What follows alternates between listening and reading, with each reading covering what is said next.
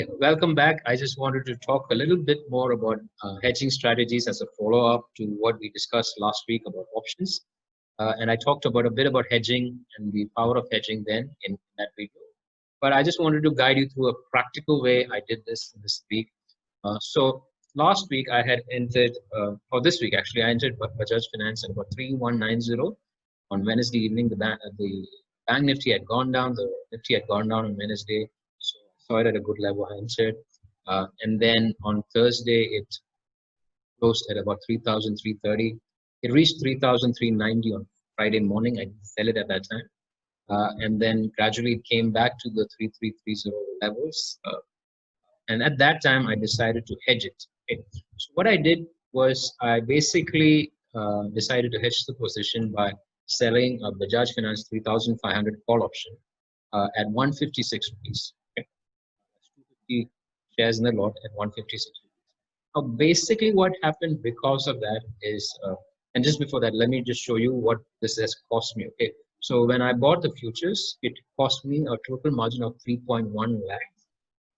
Now, if I just sold 3,500 call, just like that, without the futures, it would have cost me 2.7. So we're looking at about a 5.86 lakh you know, margin to do a future and a call sell or a call writing.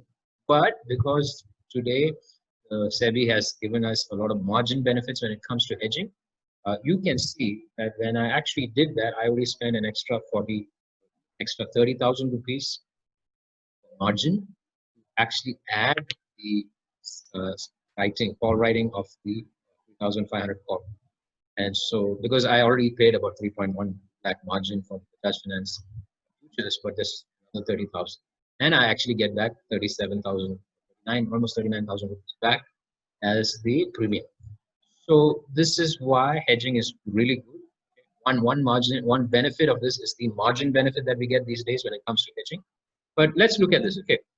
So again, this is on Sensei rule. I have actually projected what it will look like. If you look at this right now, the price is at about 3,100.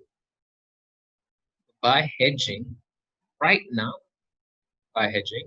if this were to close at this exact price at the end of the expiry, I'd make 68,000 rupees. I would have made about 29,000 rupees if I had just had the futures and price closed exactly at today's price. But because I've hedged, if it closes at this price on the end of the month, this is what I probably get. All right. What if Bajaj Finance goes down? That's where hedging helps. Now, if you look at this, as long as the price is above 3,050, because of the hedge, overall I still come out with a profit. Because I bought it at 3,190 minus 150. It's somewhere in the ballpark figure of 3,040. Somewhere around 3,040. If it goes below that, then I would make overall loss on this position. But right now, I'm actually making profit as long as it doesn't go below 3,050. Correct? Now, what happens if it goes to 3,500? So here's the thing: if it goes to 3,500, of course, my total possible profit will be capped, because if it goes to 3,500 on just the futures lot, that's almost 300 rupees. 300 is about 75,000 rupees, right? But if it goes to 3,500 or 3,450, I can get about 1,13,000 just by hedging. Obviously, if this goes beyond 3,500, say it goes to 3,600, on the naked future buy, that alone would give me about 1 lakh. But the more it goes, it will continue increasing. But with the hedge, it basically makes sure I'm capped at my maximum profit. So a couple of benefits when it comes to hedging, you should understand. One is your downside, your profit, your loss can be capped to a certain extent, can be protected. Not possible when you just go the naked buy option.